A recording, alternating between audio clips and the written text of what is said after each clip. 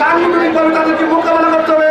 তাদের কেন্দ্রীয় ছাত্র দলের বিপ্লবী সভাপতি রাকিবুল ইসলাম রাকিব ভাই, সংগ্রামী সাধারণ সম্পাদক নাসির পক্ষ থেকে সারা বাংলাদেশের যেই কর্মসূচি ঘোষণা করা হয়েছে, আমরা কুমিল্লা মহানগর ছাত্র সারা বাংলাদেশে প্রচার করিতেছে জাতীয়তাবাদী দলের একজন কর্মী হিসাবে।